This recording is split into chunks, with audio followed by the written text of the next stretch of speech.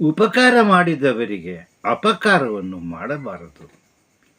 ಹಾಗೇನಾದರೂ ಮಾಡಲು ಹೋದರೆ ಅದು ನಮಗೆ ತಿರುಗುಬಾಣವಾಗುತ್ತದೆ ಎಂಬುದು ನೆನಪಿನಲ್ಲಿರಬೇಕು. ಅಂತಹ ಒಂದು ಕಥೆಯನ್ನು ನಾನು ಇಂದು ನಿಮ್ಮ ಮುಂದೆ ಓದುತ್ತಿದ್ದೇನೆ. ತಮಗೆ ತಿಳಿದಿರುವಂತೆ ನಾನು ನಿಮ್ಮೆಲ್ಲರ ಪ್ರೀತಿಯ ಬರಹಗಾರ ಒಂದಗದ್ದೆ ಗಣೇಶ್. ದಯಮಾಡಿ ಈ ಕಥೆಯನ್ನು ಕೇಳಿದವರು ಇದಕ್ಕೊಂದು ಲೈಕ್ ಕೊಟ್ಟು ಸಬ್ಸ್ಕ್ರೈಬ್ ಮಾಡಬೇಕಾಗಿ ಕೇಳಿಕೊಳ್ಳುತ್ತೇನೆ. ಈ ದಿನ ನಾನು ಓದುತ್ತಿರುವ ಕಥೆಯ ಹೆಸರು ನ್ಯಾಯಕ್ಕೆ ಜಯ. ಅಕ್ಬರ ಆಸ್ಥಾನದಲ್ಲಿ ಒಬ್ಬ ನ್ಯಾಯಾಧೀಶನಿದ್ದನು. ಆತನು ತುಂಬ ಬುದ್ಧಿವಂತನಾಗಿದ್ದು ನಿಷ್ಪಕ್ಷಪಾತವಾಗಿ ತೀರ್ಮಾನ ಕೊಡುತ್ತಿದ್ದನು. ಆತನ ತೀರ್ಮಾನವನ್ನು ಎಲ್ಲರೂ ಗೌರವಿಸುತ್ತಿದ್ದರು. ಇಂತಹ ಉತ್ತಮ ನ್ಯಾಯಾಧೀಶನು ತನ್ನ ರಾಜ್ಯದಲ್ಲಿರುವ ವಿಷಯ ಅಕ್ಬರ್ನ ಗಮನಕ್ಕೂ ಬಂದಿತ್ತು. ತಾನು ಏಕೆ ಹೋಗಿ ಒಮ್ಮೆ ಅವನನ್ನು ಪರೀಕ್ಷಿಸಬಾರದು ಎಂದು ತೀರ್ಮಾನಿಸಿದ ಅಕ್ಬರ್ ತನ್ನ ಕುದುರೆಯನ್ನೇರಿ ಆ ನ್ಯಾಯಾಧೀಶರು ಇರುವಂತಹ ಪಟ್ಟಣದ ಕಡೆಗೆ ಹೊರಟನು. ಹೀಗೆ ಹೋಗುತ್ತಿರುವಾಗ ಅಕ್ಬರ್ನಿಗೆ ಒಬ್ಬ ಭಿಕ್ಷುಕನು ಎದುರಾದನು. ಆತನು ಹೆಳವನಾಗಿದ್ದು ನಡೆದಾಡಲು ಒದ್ದಾಡುತ್ತಿದ್ದ. ಸ್ವಾಮಿ, ಏನಾದರೂ ಸಹಾಯ ಮಾಡಿ ಎಂದು ಬೇಡಿದಾಗ ಅಕ್ಬರ್ ಅವನಿಗೆ ಸ್ವಲ್ಪ ಹಣ ಕೊಟ್ಟು ಹೊರಡಲು ಅನುವಾದ. ಆಗ ಅದನ್ನು ಸ್ವೀಕರಿಸಿದ ಭಿಕ್ಷುಕನು, ಸ್ವಾಮಿ, ನಾನು ಪಟ್ಟಣದ ಸಂತೆಗೆ ಹೋಗಬೇಕಾಗಿತ್ತು. ದಯಮಾಡಿ ನನ್ನನ್ನು ತಮ್ಮ ಕುದುರೆ ಮೇಲೆ ಕರೆದುಕೊಂಡು ಹೋಗುವಿರಾ ಎಂದು ಕೇಳಿದನು. ಅದಕ್ಕೆ ಅಕ್ಬರನು, ನಾನು ಅದೇ ಮಾರ್ಗವಾಗಿ ಹೋಗುತ್ತಿದ್ದೇನೆ, ಬಾ ಕುಳಿತುಕೋ ಎನ್ನುತ್ತಾ ಅವನನ್ನು ತನ್ನ ಕುದುರೆ ಮೇಲೆ ಕೂರಿಸಿಕೊಂಡು ಸಂತೆ ಮೈದಾನದ ಕಡೆಗೆ ಹೊರಟನು. ಮೈದಾನವನ್ನು ತಲುಪಿದ ಮೇಲೆ ಇದೇ ನೀನು ಇಳಿಯಬೇಕಾದ ಸ್ಥಳ, ಇಳಿದುಕೋ ಎನ್ನುತ್ತಾ ಸಂತೆ ಮೈದಾನದಲ್ಲಿ ಭಿಕ್ಷುಕನಿಗೆ ಇಳಿಯಲು ಹೇಳಿದ. ನೀನು ಹೇಳುತ್ತಿರುವುದು ಸರಿ, ಇದೇ ಸಂತೆ ಮೈದಾನ, ನೀನು ನನ್ನ ಕುದುರೆಯಿಂದ ಕೆಳಗಿಳುಕೋ ಎನ್ನುತ್ತಾ ಕುಹಕ ನಗೆ ಬೀರುತ್ತಾ ರಾಜನಿಗೆ ಇಳಿಯಲು ಆಜ್ಞೆ ಮಾಡಿದ ಆ ಭಿಕ್ಷುಕ. ಏನಯ್ಯ ನೀನು ಹೇಳುತ್ತಿರುವುದು? ಇದು ನಿನ್ನ ಕುದುರೆಯೇ, ನನ್ನಿಂದ ಸಹಾಯ ಪಡೆದುದಲ್ಲದೆ ನಿನ್ನದೇ ಕುದುರೆ ಎಂದು ಸುಳ್ಳು ಬೊಗಳುತ್ತೀಯಾ? ಇದರ ಪರಿಣಾಮವೇನಾಗಬಹುದು ಎಂಬ ಪ್ರಜ್ಞೆ ಇದೆಯೇ ಎನ್ನುತ್ತಾ ಅಕ್ಬರ್ ಗರ್ಜಿಸಿದ. ಆದರೆ ಅಕ್ಬರ್ನ ಮಾತಿಗೆ ಸೊಪ್ಪು ಹಾಕದ ಆ ಭಿಕ್ಷುಕನು, ನನಗೆ ಸಮಯ ಆಗುತ್ತಿದೆ, ಸುಮ್ಮನೆ ಗಲಾಟೆ ಮಾಡಬೇಡ, ಇಳಿದಿಕ್ಕೋ ಎನ್ನುತ್ತಾ ಅಕ್ಬರನನ್ನೇ ಗದರಿಸತೊಡಗಿದ. ಹೀಗೆ ವರ್ತಕನ ವೇಷದಲ್ಲಿರುವ ಅಕ್ಬರಿಗೂ ಭಿಕ್ಷುಕನಿಗೂ ಜಗಳವಾಗುತ್ತಿರುವಾಗ ಅಲ್ಲಿ ಸಾಕಷ್ಟು ಜನ ಸೇರಿದರು. ಏನು ಮಾಡಿದರೂ ಅವರಿಗೆ ಇವರಿಬ್ಬರ ಜಗಳವನ್ನು ಪರಿಹರಿಸಲು ಸಾಧ್ಯವಾಗಲಿಲ್ಲ. ನನ್ನಂತಹ ಬಡವನಾದ ಹೆಳವನಿಗೆ ಮೋಸ ಮಾಡುತ್ತೀಯಾ? ನಾನು ಈ ವಿಷಯವನ್ನು ಈ ಊರಿನ ನ್ಯಾಯಾಧೀಶರ ಬಳಿ ತೆಗೆದುಕೊಂಡು ಹೋಗುತ್ತೇನೆ, ಅವರು ನಿನಗೆ ಸರಿಯಾದ ಶಿಕ್ಷೆ ಕೊಡುತ್ತಾರೆ ಎಂದು ಭಿಕ್ಷುಕ ಅಕ್ಬರನದೇ ತಪ್ಪು ಎನ್ನುವಂತೆ ಕೂಗಾಡತೊಡಗಿದ. ರೋಗಿ ಬಯಸಿದ್ದು ಹಾಲನ್ನು, ವೈದ್ಯ ಹೇಳಿದ್ದು ಅದನ್ನೇ ಎಂಬಂತೆ ಅಕ್ಬರನು ಕೂಡ ಇಂತಹ ಒಂದು ಸಮಯಕ್ಕಾಗಿ ಕಾಯುತ್ತಿದ್ದ. ಇಬ್ಬರೂ ಸೇರಿ ನ್ಯಾಯಾಧೀಶನ ಬಳಿಗೆ ಹೋದರು. ಆ ಸಮಯದಲ್ಲಿ ನ್ಯಾಯಾಧೀಶನು ಒಬ್ಬ ರೈತ ಹಾಗೂ ಎಣ್ಣೆ ವ್ಯಾಪಾರಿಯ ಜಗಳವನ್ನು ಆಲಿಸುತ್ತಿದ್ದ. ಎಣ್ಣೆ ವ್ಯಾಪಾರಿ ಹೇಳುತ್ತಿದ್ದ, ಈ ವ್ಯಕ್ತಿ ನಮ್ಮ ಅಂಗಡಿಗೆ ಬಂದು 2 ಲೀಟರ್ ಎಣ್ಣೆ ಬೇಕೆಂದು ಕೇಳಿದ. ನಾನು ಎಣ್ಣೆ ಕೊಟ್ಟ ಮೇಲೆ ತನ್ನಲ್ಲಿರುವ ಚಿನ್ನದ ನಾಣ್ಯವನ್ನು ಕೊಟ್ಟು ಉಳಿದ ಚಿಲ್ಲರೆಯನ್ನು ವಾಪಸ್ಸು ಕೊಡುವಂತೆ ತಿಳಿಸಿದ. ಅದರಂತೆ ನಾನು ಚಿಲ್ಲರೆ ಹಣವನ್ನು ಕೊಟ್ಟೆ. ಆದರೆ ಅವನು ನನಗೆ ಚಿನ್ನದ ದಾನವನ್ನು ಕೊಡಲೇ ಇಲ್ಲ. ನಾನು ಕೊಟ್ಟ ಚಿಲ್ಲೆಯನ್ನು ತನ್ನದೇ ಚಿಲ್ಲೆ ಎನ್ನುತ್ತಿದ್ದಾನೆ. ದಯಮಾಡಿ ನನಗೆ ನ್ಯಾಯ ದೊರಕಿಸಿಕೊಡಿ ಎನ್ನುತ್ತಿದ್ದ. ಅದಕ್ಕೆ ರೈತ, ಸ್ವಾಮಿ, ನಾನು ಎಣ್ಣೆ ಪಡೆದಿದ್ದು ನಿಜ, ಅದಕ್ಕಾಗಿ ಅವನಿಗೆ ಹಣ ಕೊಡಲು ಎಣಿಸುತ್ತಿದ್ದೆ. ಅಷ್ಟರಲ್ಲಿ ಅವನು ನನ್ನ ಕೈ ಹಿಡಿದು ಆ ಎಲ್ಲ ಚಿಲ್ಲರೆ ಹಣವನ್ನು ತನ್ನದು ಎನ್ನತೊಡಗಿದ. ನಿಜವಾಗಿಯೂ ಆ ಚಿಲ್ಲರೆ ಹಣ ನನ್ನದು ಎನ್ನುತ್ತಾ ತನ್ನ ವಾದವನ್ನು ಮಂಡಿಸಿದ. ಒಂದು ಕ್ಷಣ ಯೋಚಿಸಿದ ನ್ಯಾಯಾಧೀಶ, ನಾನು ನಿಮ್ಮಿಬ್ಬರ ವಾದವನ್ನು ಪರಿಶೀಲಿಸಿ ನಾಳೆ ತೀರ್ಮಾನ ಕೊಡುತ್ತೇನೆ. ಆದ್ದರಿಂದ ಇಬ್ಬರು ನಾಳೆ ಬೆಳಿಗ್ಗೆ ಬರಿ ಎಂದು ಹೇಳಿದ.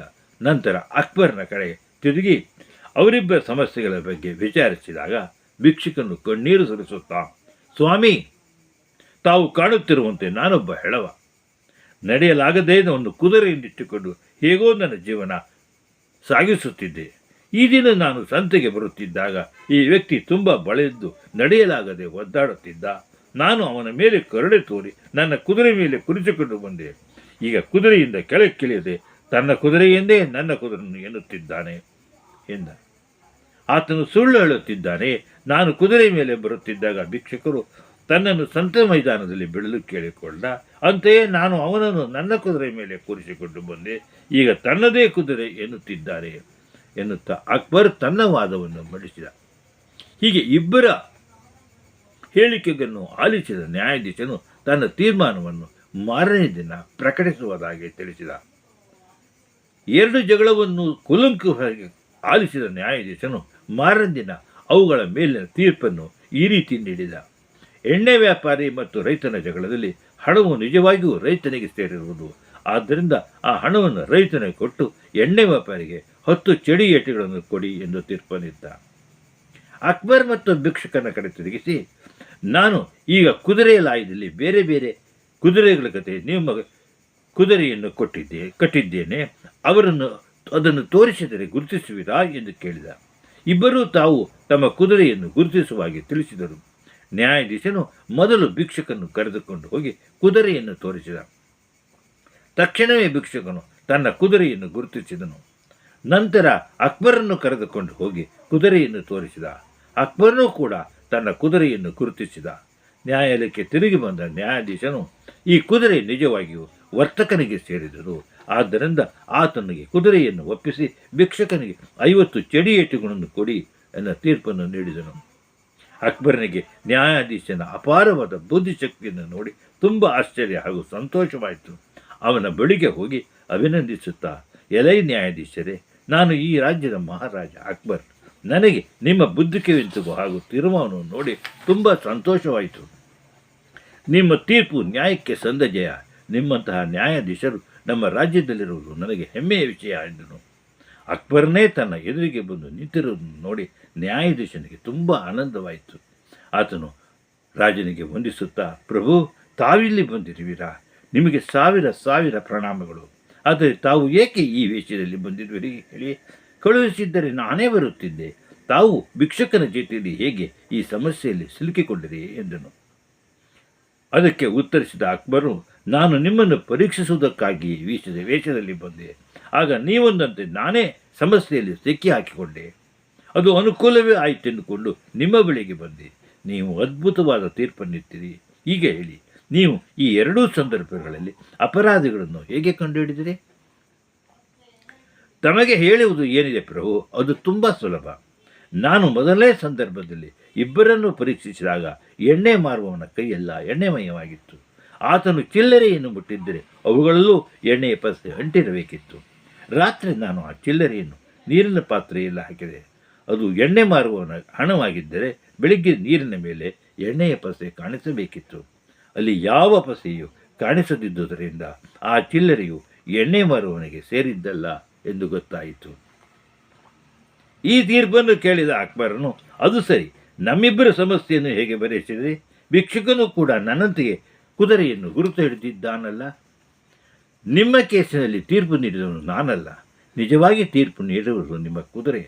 ಭಿಕ್ಷುಕನು ಅದನ್ನು ಗುರುತು ಹಿಡಿದಿರಬಹುದು, ಆದರೆ ಆತನು ಅದರ ಬಳಿ ಹೋದಾಗ ಸಿಟ್ಟಿನಿಂದ ಅವನನ್ನು ತಿವಿಯುತ್ತಾ ಒದೆಯಲು ಪ್ರಾರಂಭಿಸಿತು. ಆದರೆ ನೀವು ಅದರ ಬಳಿಗೆ ಹೋದಾಗ ಬಾಲ ಅಲ್ಲಾಡಿಸುತ್ತಾ ಪ್ರೀತಿಯಿಂದ ಕೆನೆಯಲು ಪ್ರಾರಂಭಿಸಿತು. ಹಾಗಾಗಿ ಅದು ನಿಮ್ಮದೇ ಕುದುರೆ ಎಂದು ನನಗೆ ಮನದಟ್ಟಾಯಿತು ಎಂದರು. ನ್ಯಾಯಾಧೀಶನ ಚಾಣಾಕ್ಷತನವನ್ನು ನೋಡಿ ಅಕ್ಬರನಿಗೆ ತುಂಬ ಸಂತೋಷವಾಯಿತು. ನೀವು ಇರಬೇಕಾದ ಸ್ಥಳ ಇದಲ್ಲ, ನಮ್ಮ ಆಸ್ಥಾನ. ನಾಳೆ ನೀವು ನಮ್ಮ ಆಸ್ಥಾನಕ್ಕೆ ಬನ್ನಿ ಎನ್ನುತ್ತಾ ಅವನನ್ನು ತನ್ನ ಆಸ್ಥಾನದ ನ್ಯಾಯಾಧೀಶನನ್ನಾಗಿ ನೇಮಿಸಿಕೊಂಡ. ಯಾವುದೇ ತೀರ್ಪು ಕೊಡುವಾಗ ಕೇವಲ ಬುದ್ಧಿವಂತಿಕೆ ಹೊಂದಿದ್ದರೆ ಸಾಲದು, ಸಮಯೋಚಿತವಾದ ತರ್ಕಬದ್ಧವಾದ ತೀರ್ಮಾನ ತೆಗೆದುಕೊಳ್ಳುವ ಚಾಣಾಕ್ಷತನವೂ ಇರಬೇಕು.